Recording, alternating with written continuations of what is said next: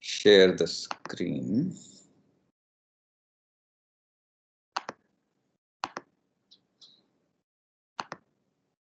Okay, I hope everyone can see my slides. Can one or two of you confirm? Yes, sir. Yeah. Okay, so thanks. Okay, let's get started. So we were discussing techniques, and we had talked about the data at hand, which is recorded from a monkey's brain when the monkey was viewing a stimulus that was presented for 400 milliseconds. Here, x-axis is time, y-axis is trial number, and each vertical tick here represents an action potential. And this is the PSTH, the average firing rate, and these were the questions that we had asked. In particular, whether this neuron is firing using a rate code or a temporal code. Then we talked about probability in the previous class, sample space, sigma field, a probability measure that's defined on a sigma field, and looked at some examples. And then we talked about the distribution function of a random variable and looked at some examples, binomial distribution and normal distribution. Talked about mean and variances, and then we got back to the question. Okay, and this is where we were. So let's go forward then from this point. We have defined a random variable xbl, which is the number of spikes within this baseline period of 256 milliseconds. Likewise, xst is a random variable, which is the total number of spikes within after stimulus onset. Somebody's mic is on. Please, yeah. So then, based on this definition, we could get the spike counts and look at what the value, what are the values that these random variables take. So that's plotted here. X axis is now the trial number, and y axis is the value of the random variable. And you can see that we are both changing, they're not fixed numbers. And we can look at their distribution function, in this case the probability mass function, which is just how many, what's the probability of getting a particular value. So for this green one, for example, to get to this point, you will ask, out of the 76 trials, how many times was this neuron firing zero action potentials during baseline. So you go back and find out that 1, 2, 3, 4, 5, 6, 7, 8, 9, 10. 10 out of 76 would be your probability in this case. Okay, and that's like 0.13 or something. And that's how you can create this, create that. And this is the probability mass function of the random variable xbl and xst. Okay. So now comes the question that if this was following a rate code, what should have been the probability distribution function? Okay, so that's the question now. Under the assumption that it's firing a rate code, should this probability distribution function take a particular shape? So let's see how we do that. So there are two concepts interrelated that I would talk about, and then we'll get to this question. So we define what is called a conditional probability, which is just the probability of an occurrence of an event B given that an event A has occurred. Okay, so the condition probability of event B given event A is actually denoted by this. It's the probability that both these events occur. So it's the intersection of A and B. Well, I shouldn't say both these events. It's the intersection of these two events. So remember, A is a subset of the sample space, collection of some elements of the sample space. B is also, a subset of elements of the sample space. A intersection B is just the common elements that are there in both A and B. Okay, so the probability of that particular subset, A intersection B, divided by the probability of A is the probability of B given A. Okay, and it's not defined obviously when P of A is 0.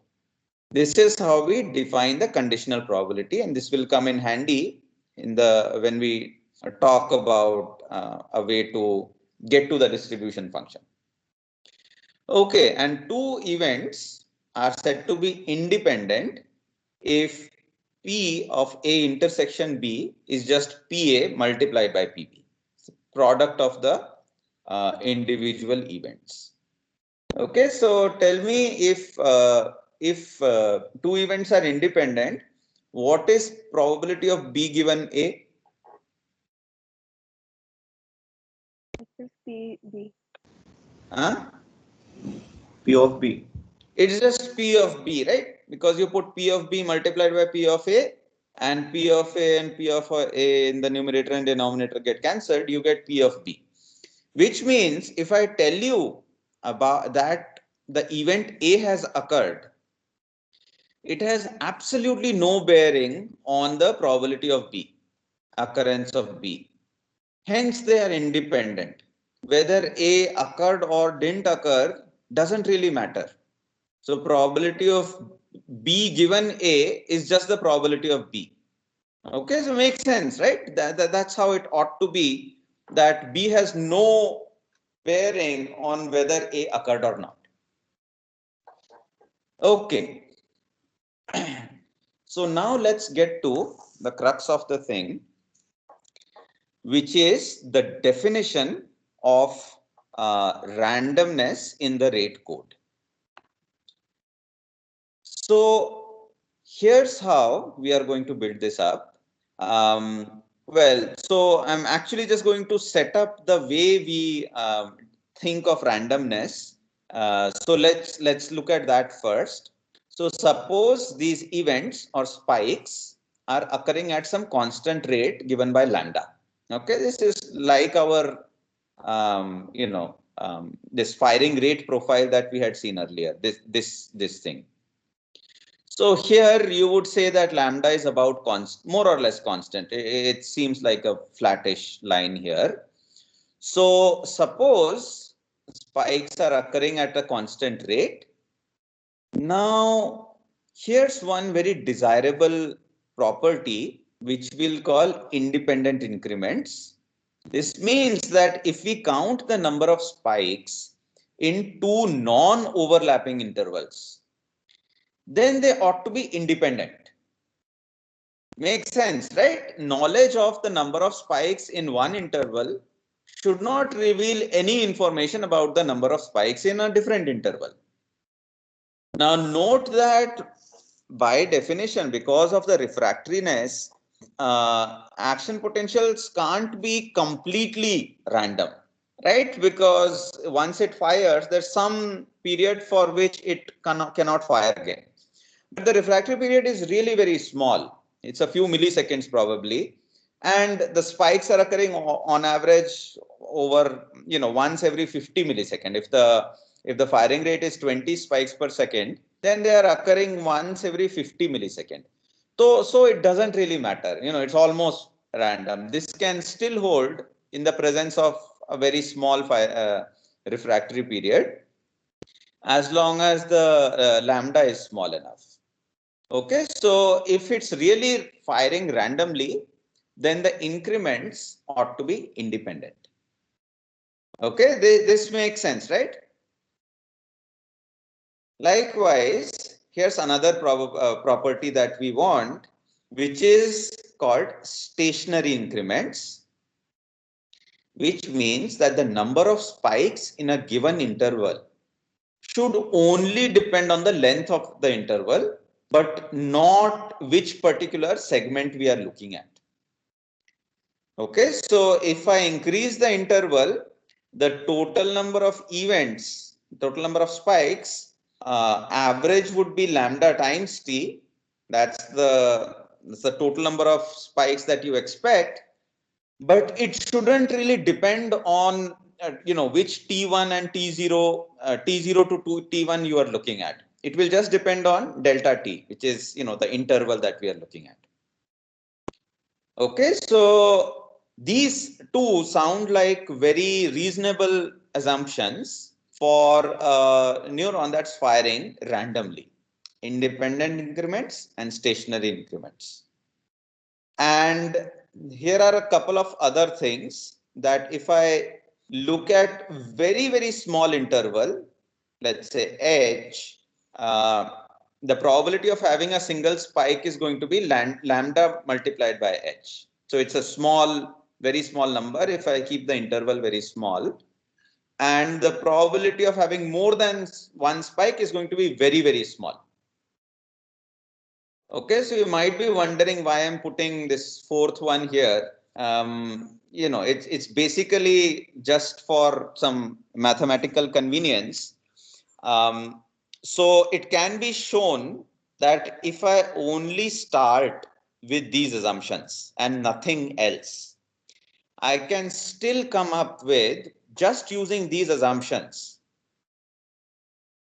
a particular I can constrain the probability distribution function in a particular way.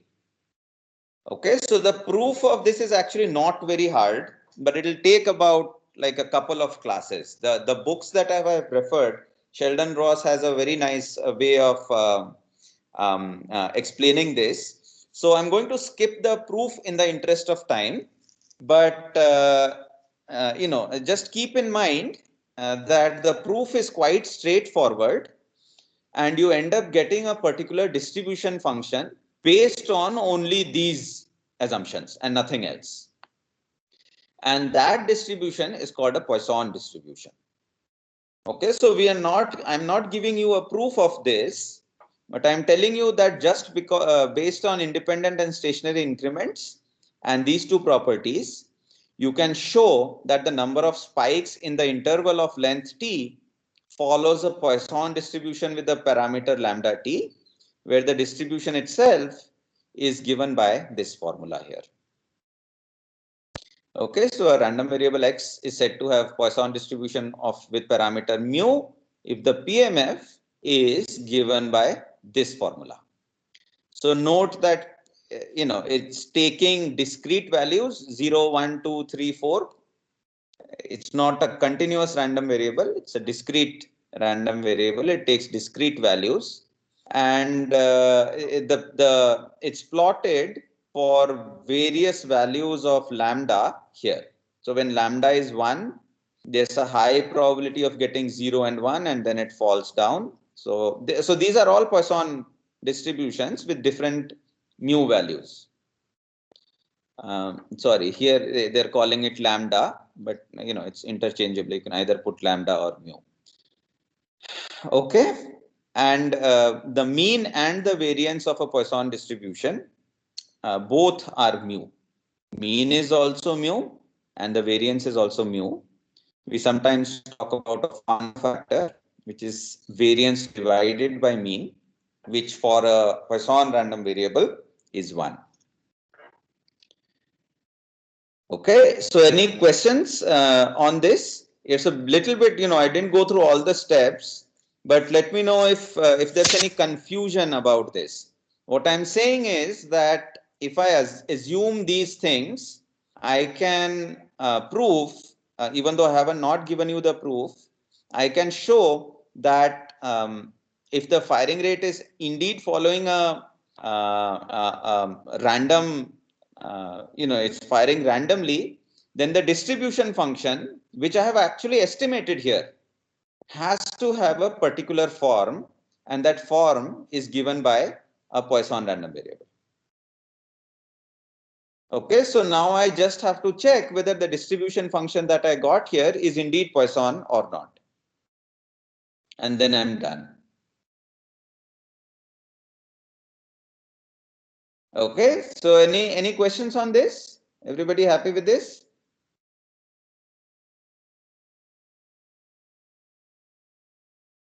Okay, looks like people are still processing. So I'll just finish this part, and then maybe after the whole thing is presented, we will again revisit this if needed. So let me try to do the, try to get to the answer. So what I will do is, okay, this one, let me skip this one. So I will compute the mean of XBL and the variance of XBL. Remember, mean and variance are easy to compute in my case because I have the, so it's just the mean of, all these green dots. You can see that it's about going to be 1, and for the red ones it's about going to be maybe 6 or 7. So I compute that, and yeah, indeed, for MBL, the mean is about 2. For MST, it's about 6. This I'm getting right from the data itself. I can compute the variance also. How much is the are the some random variable values moving different from 2? The variance is about 2 in this case, and the Fano factor is close to 1. And likewise for MST, during the stimulus period, the variance is slightly more. The Fano factor is a little bit more, away from 1. So looks like at least during the baseline it's Poisson like. And somebody's mic is on. Can you please turn it off? Whoever has the mic on. Thanks. Um, and for the stimulus period, it looks like a little bit away from a Poisson like distribution. But it's not just the Fano Excuse. factor. We can even, yeah, somebody had a question? Yes, sir. So can you tell what is Fano factor? Fano factor is just variance divided by mean. That's it. Okay, sir. And means what it means or what it signifies for Poisson distribution? Because Well, because the according mean to and the variance is the same for a Poisson process, Fano factor of a Poisson process is close to 1. okay, sir. That's it. Thank Yeah, you. there's not much more than that. So it's, don't have to read too much. That's it. If it's a Poisson random variable, Fano factors ought to be close to 1. So is it a unique identifier? Like, do you have any other distribution by any chance that also has a Yes, standard factor of? yes. So that's why, yeah, so you can try to compute the Fano factor for normal distribution, for example, and you will find that if the mean and the variances are in a particular way, the Fano factor can be made to be 1. So that's not a unique identifier. That is why this is not enough. We need to do more. So what can we do? We can say, okay, if BL was indeed a Poisson distributed random variable with a mean of MBL, I can actually compute the theoretical PMF. How? I just put the value of MBL in this equation. Once I know mu, I know the PMF. I know what the probability is going to be for any of the case. Once I know mu. So I experimentally have identified what mu is, 2.0. So I can actually now estimate how the probability is going to look like for any number. And it's just used by putting the value of mu. Here MBL is mu in this, and likewise for GST.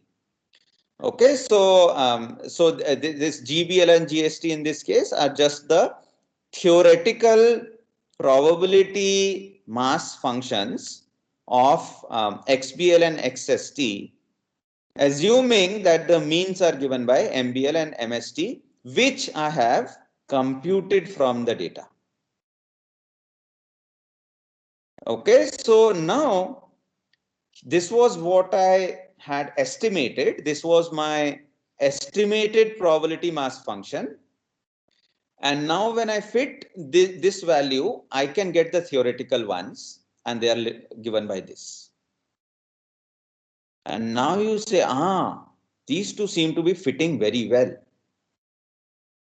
And based on that, you would say that, okay, looks like it is following a rate code, because the random variables XBL and XST seem to be Poisson-like.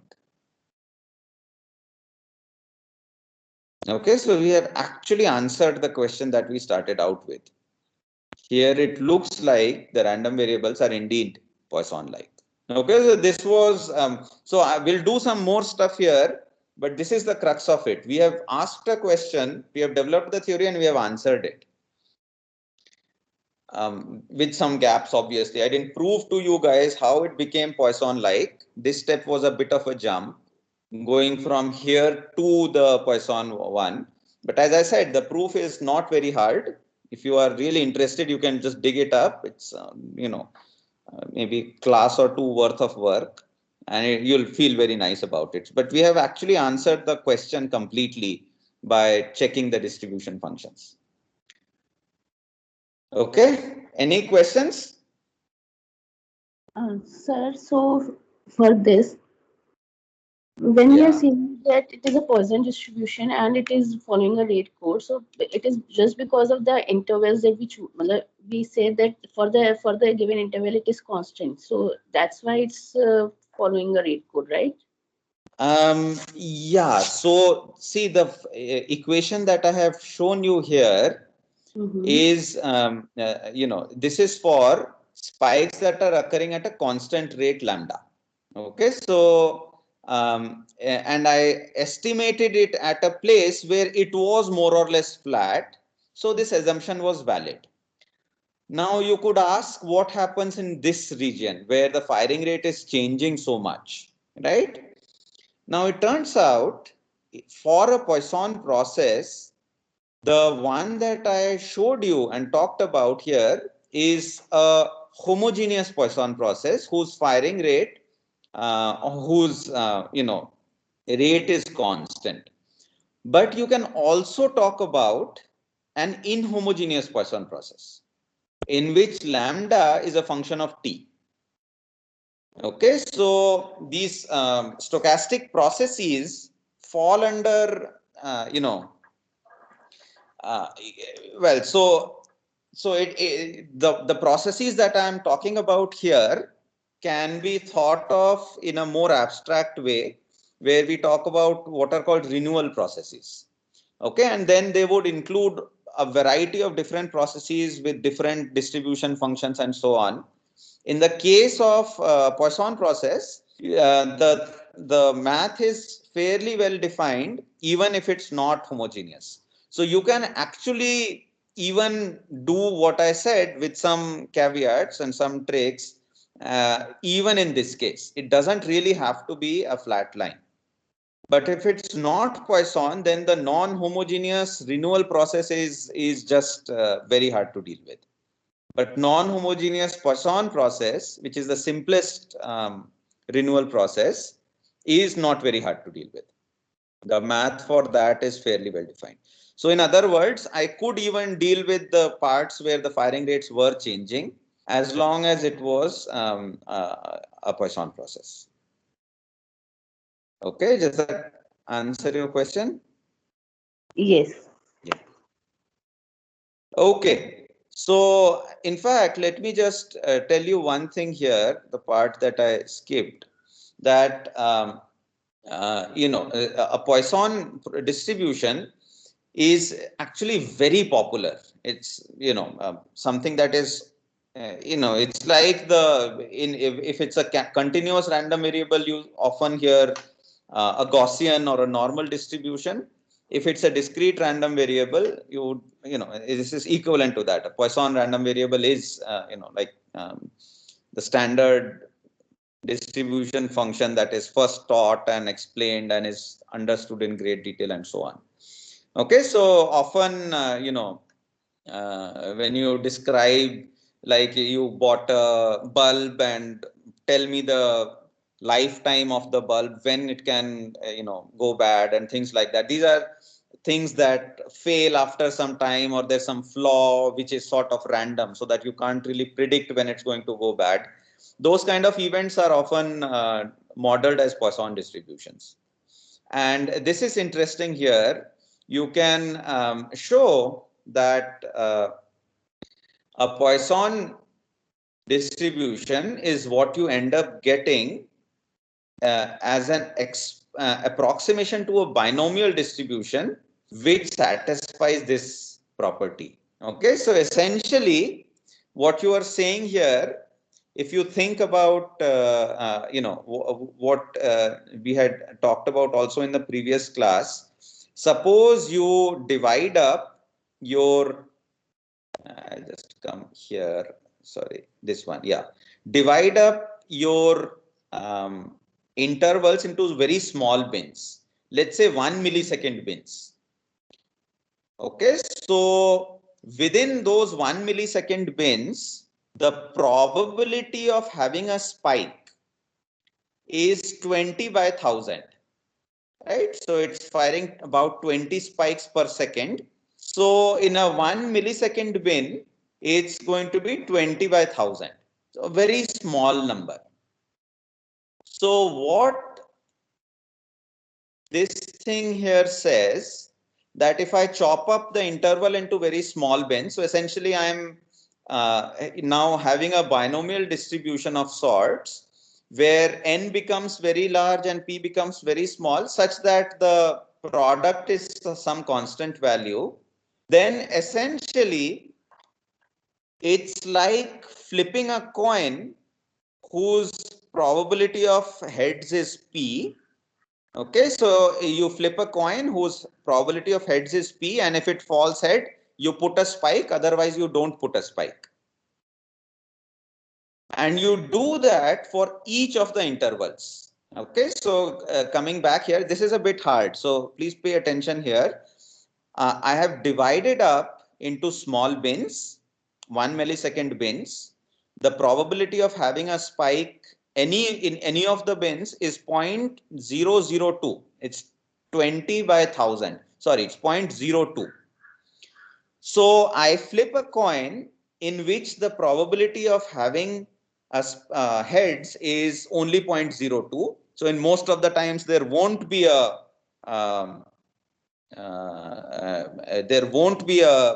spike, but occasionally there will be the probability of 0.02, and you do that independently in each of these 1 millisecond bins. Okay, so whether you end up getting a spike in one bin has no bearing on whether you're going to get a spike in a different bin. These are all independent events. And then the raster that you are going to get here in an experiment like this. So remember, the experiment that I just described right now is a binomial process, because I am essentially dividing them into small bins, and in each bin I'm flipping a coin and putting a spike if it's a heads, or a not a spike if it's a tails. And that is how I'm constructing this raster plot, and I can show that it will converge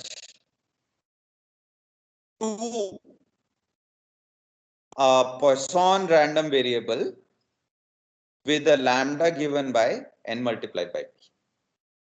Okay, so this is what is called a law of rare events, or a Poisson limit theorem. It's a little bit involved, so if you are getting confused here, that's quite all right. You have to just, maybe if you just read this up on Wikipedia, it will make sense.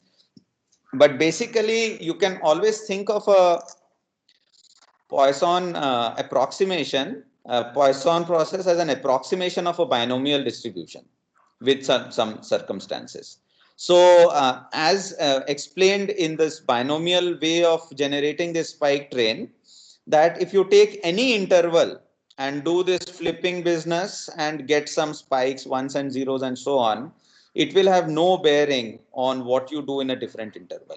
And in that sense, the different subintervals are independent events. The number of spikes in different intervals are independent, which is this independent increment property.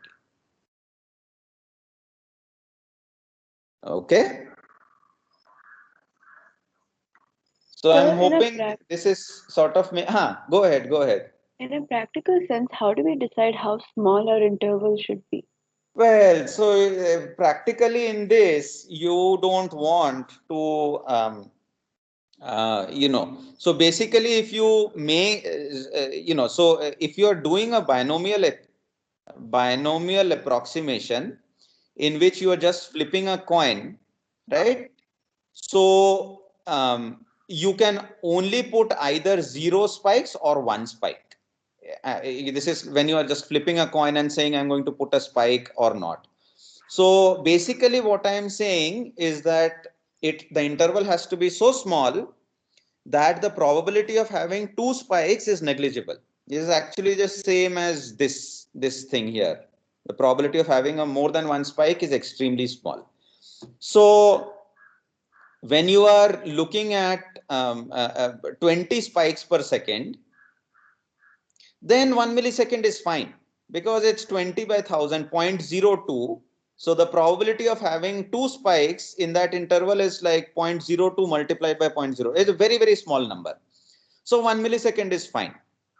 But if you say, I'll take 10 milliseconds, so now it's 20 by 100 and 0.2.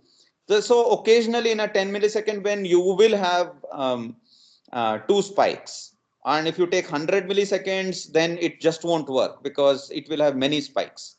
So it's got to be small enough so that the probability of having more than 1 spike is really very small. So 1 millisecond is a good approximation. All right, thank you. Okay. And just to finish what somebody had asked earlier, actually you can do this binomial approximation where you divide it in 1 millisecond bin and flip a coin, even if the lambdas for different bins are not the same. So I could have actually simulated a distribution spike raster like this by flipping this coin business, even during 0 to 200 milliseconds when the lambda is varying so much. And that would have been a inhomogeneous Poisson process. Note that it still means, even if the lambda varies over time like this, it would still mean that having a spike in this interval doesn't have any bearing on a spike in this interval. Okay, so in this interval, I will flip a coin and say that I will put a spike if, if I get a heads, and the probability of heads is in this case 160 by 1000. So I'm flipping a slightly different coin in this interval compared to this interval. Nonetheless, I'm always flipping a coin. So whether I get a heads here doesn't really depend on whether I got a spike or not in this earlier interval. That's an inhomogeneous Poisson process. Okay, and if it's not a Poisson process, then there are some dependencies that make the whole thing very complicated. So then, inhomogeneous renewal processes just, very hard to deal with. But inhomogeneous Poisson process is tractable. Sir, I'm slightly confused as to how a random variable is going to hold information about the stimulus. Okay, well, but if lambda varies, so suppose one stimulus produces a lot of spiking and another stimulus produces very little spiking, then you could just estimate the mean and have a code that say, okay, if there are 10 spikes, then it's a horizontal line. If it's 2 spikes, it's a vertical line, and so on.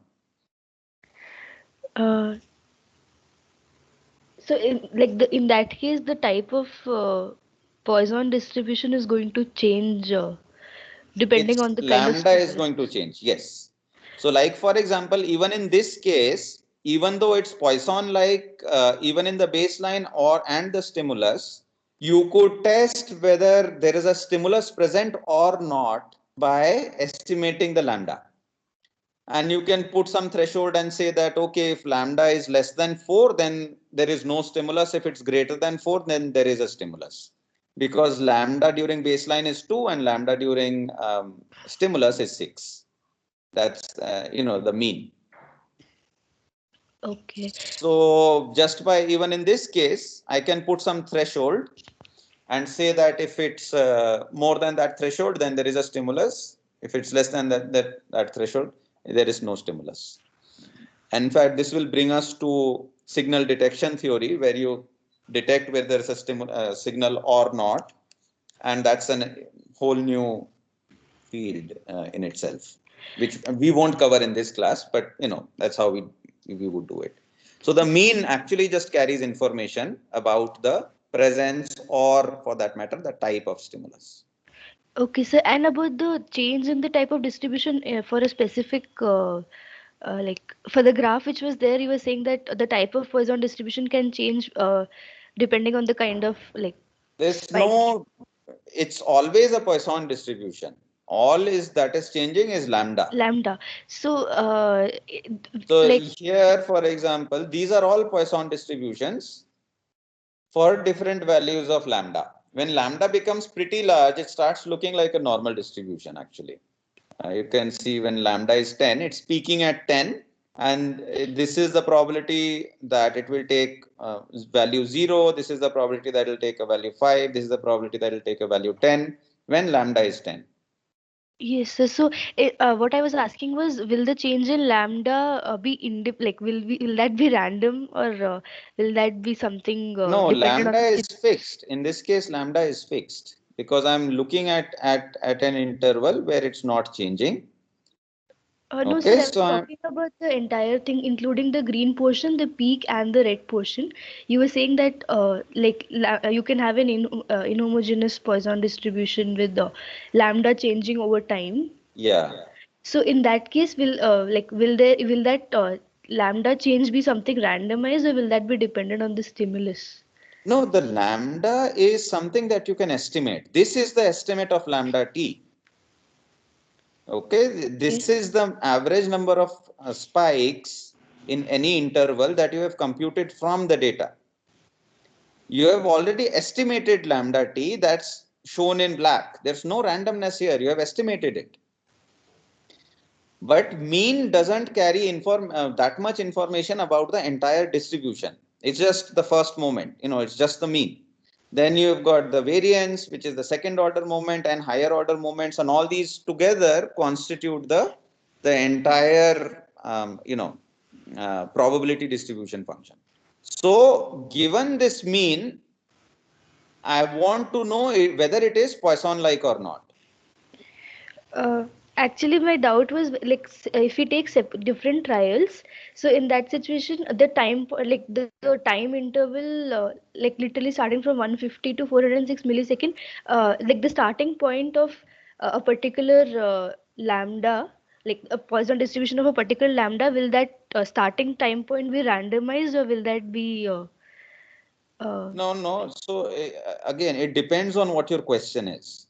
Okay, if you are asking whether it is whether the lambda varies or not, that answer is right there in front of your eyes. You don't need anything else. You can just get the PSTH and say that lambda is varying. Okay, if that was your question, then you have answered the question without doing anything else. Then the question is, okay, let me look at a period where the firing rate is not changing, like this interval, and in this interval whether the firing is random or not. That was the question.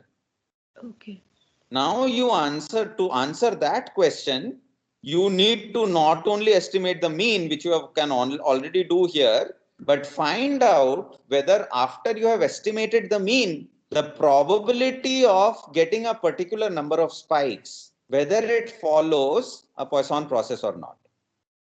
Okay, so to answer, that's the sequence in which we did things. We said that, okay, the firing rate is not changing here, but I can see that it seems to be changing from trial to trial.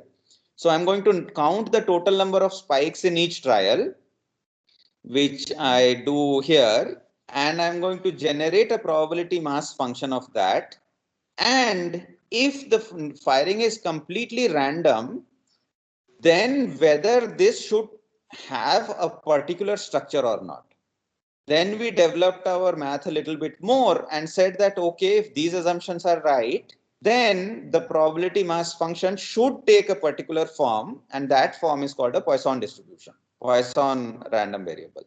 Then we checked whether, given the mean, which I can estimate, and from that mean, if I can estimate the entire probability mass function, whether that fits well or not, and it seems that it does. And based on that, I'm saying that it is firing randomly. That's the sequence of events. Okay, now if you change the question, you will answer it in a different way. Yeah. Yes, sir. Hmm. Yeah. Thank you. Okay. Okay. So we can actually do a lot more here. So sort of, this is a very sort of simplistic way of solving things. Poisson process in itself is a very sort of involved, deep rooted concept. So we'll look at another thing. Turns out, if you have a Poisson process, which means events are occurring with a mean rate of lambda, and if you take any interval t, then mu is lambda t, and the number of occurrences, probability of occurrence of k, is given by this formula. Okay, so if this is the case, then I can look at the inter-arrival times, which is the time, a difference in time in the occurrence of one event and the next one. Okay, one spike and the next one in this case. Turns out, if the Poisson process is Poisson, the inter-arrival time follows an exponential distribution. Okay, again, I'm not proving this. Again, the proof is not very hard. Those of you are interested in this, you can look up Sheldon and Ross. So unfortunately, in this course, because we are always doing this application-based thing and looking at just the math that is needed for us to answer, there will be little gaps like these. I will say what I can prove, and I will refer to you for stuff that I won't be proving, because otherwise we can't really cover a lot of stuff that we plan to cover. So you'll have to take it on faith in some cases, or read up the material, the parts that are I'm skipping. Because otherwise we'll have to have a course in random processes and a course in discrete signal processing before we can even get to this course, which is not how we are going to do this. Okay, so this will keep happening. I'm just warning you here that I won't be proving everything in a lot of detail, but I will just give you the gist of it that is needed to answer the questions that we have. Okay, so a random variable x is said to have an exponential distribution with parameter lambda if its PDF is given by this. Okay, this is the definition of a random variable x which has an exponential distribution. And for a Poisson process, the inter-arrival times, which is now a continuous variable. Okay, because the time between any two events is a continuous, it can take any number. It turns out it follows this exponential distribution. For an exponential distribution, this is the probability distribution function. So you can integrate it over time to get the CDF, and the CDF is given by this formula. Okay, so when it is x is less than 0, it is 0. If you put 0 here, you will see 1 minus 1, which is 0. When x becomes infinity, this thing goes away, and so you have got 1. So this thing does go from 0 to 1 in an exponential like manner. Okay, and the probability for this random variable, the mean is 1 by lambda and the variance is 1 by lambda square. So the coefficient of variation, which is the standard deviation by mean, is 1 for an exponential distribution. Okay, so in my data, I can actually check whether the inter-arrival times is exponential or not. So there are two ways for me now to check whether it is indeed following a rate code or not. I have first done the probability mass function and checked that that checks out. And then I'm going to also now look at the inter-arrival times and find out whether that holds or not. Okay, so before I get to that though, there's one interesting thing I would want to tell you here, that suppose there's a process in which the inter-arrival times are indeed exponentially distributed, which means that f of x is given by this formula. Okay, so now the question is, if I ask you what is the probability that x is greater than some number s plus t, can anyone tell me what this is going to be? Probability that x is greater than s plus t. Forget the rest. Forget the rest. Just tell me based on this what you think is the probability that x is greater than s plus t.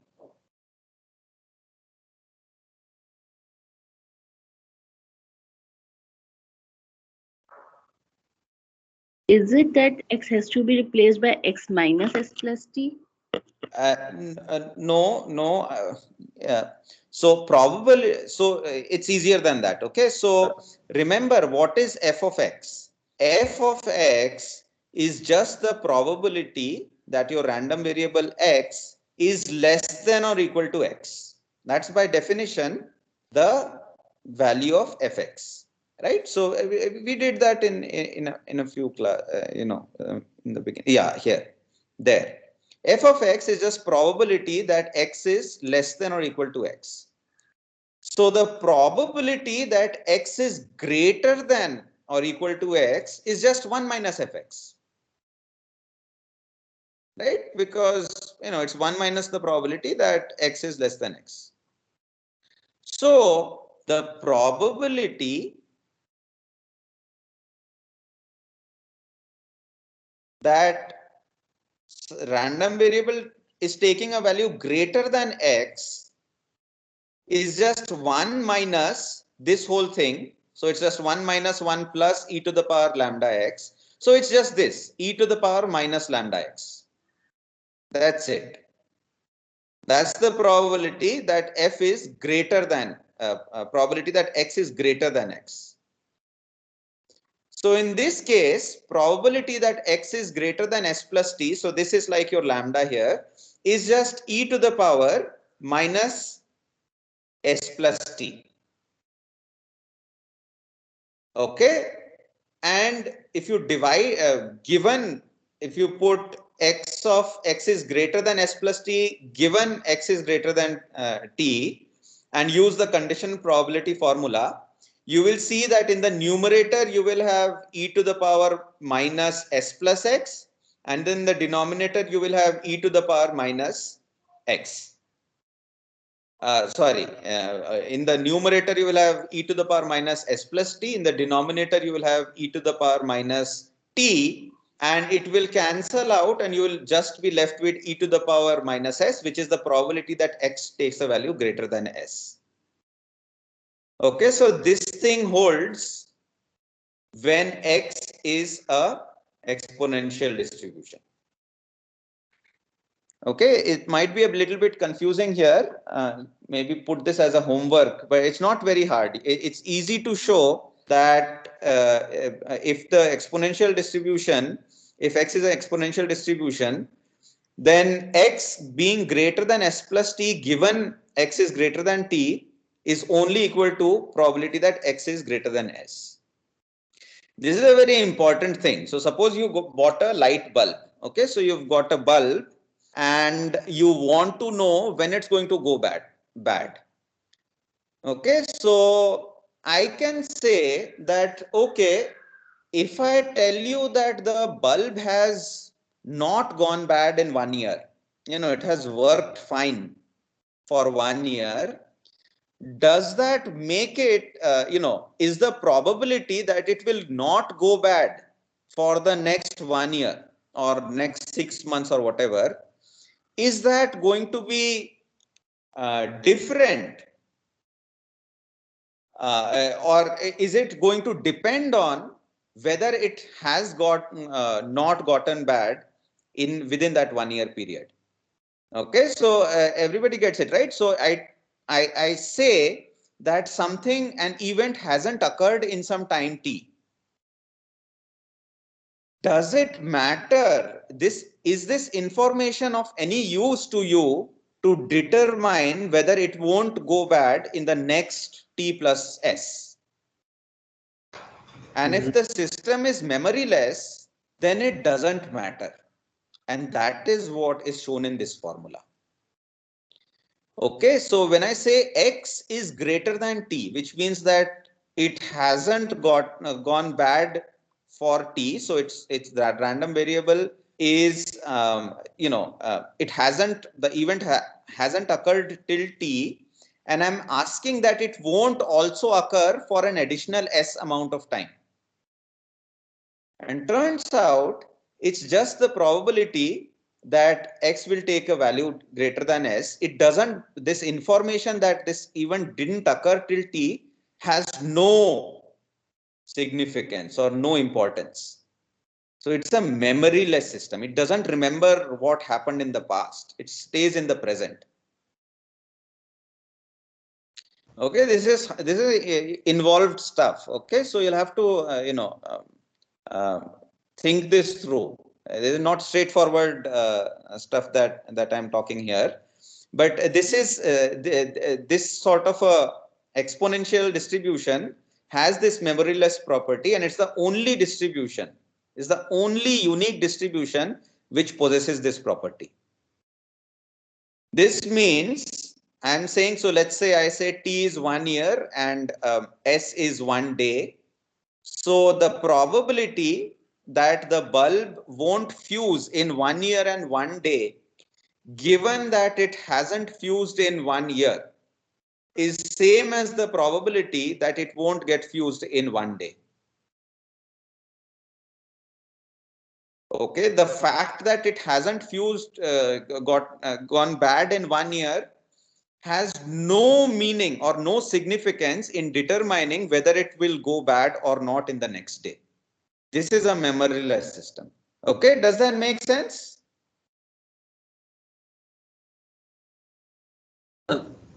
Sir. Yeah. Sir. Yeah. Go ahead. In this case, means, so you like in the previous scenario where we were like calculating like whether the lambda follow Poisson distribution, means the spiking rate follow this distribution or not, the Poisson distribution. So there we had first criteria that the given sets of the spikes are means the for a given time interval the number of spikes in the one time interval is disjoint of the another time interval. So yes. Does this follow the same memoryless concept or not? Means, yes. So that's exactly right. So if it's a Poisson process, then the inter-arrival times of events are exponential, and therefore the Poisson process is memoryless. There are interrelated concepts. Yes. So means that and this statement only gets valid provided the lambda itself is constant, or in this case, yes, that's right. In this case, yes, you could develop it for an inhomogeneous Poisson process as well, which is like an this limiting case of a binomial distribution whose probability is varying. But the stuff that I'm talking about here assumes a constant lambda. Okay, so we can talk about a hazard function also, which is given by this formula here, which is ft divided by f bar t, which is the probability of something occurring given that it hasn't occurred yet. Okay, and for an exponential distribution, it is a horizontal line, which means that if something it's basically a failure rate or hazard function. Something is like your bulb suddenly fusing. The probability that it's going to fuse in some time t, given it hasn't fused for till that time, is flat. It's constant. It doesn't change, which means it doesn't matter whether it has how long it has worked properly for. The probability that it's going to fuse in the next whatever one day is always constant. And in our data, we can actually check these things. How so? So I have this function called get ISIs. You can see how this program works. It just looks at all these. If you have got the data here, raster plot, you will just look at the time between any two ticks. So they take this one and that one, time interval between that, this and that, time interval between that, and you save all those values and you make a distribution of the ISIs. And look, it looks fairly exponential in this case. Again, I can estimate the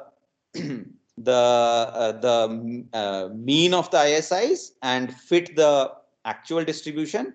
It fits pretty well. Okay, so I have another proof now that the random variable that I'm looking at is actually Poisson-like, because first of all, the number of spike events counts, that follows a Poisson distribution. And secondly, the inter-arrival times of action potentials follow an exponential distribution.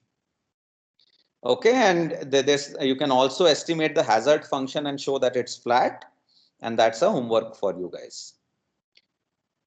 Okay, so we are done. It turns out when we end this course, I will show you that the neuron actually is not firing in a Poisson-like manner. It's actually, firing fairly rhythmically to an oscillation that's underneath. But we are building that story up. Right now, it seems all Poisson-like, but the story will change as we go along.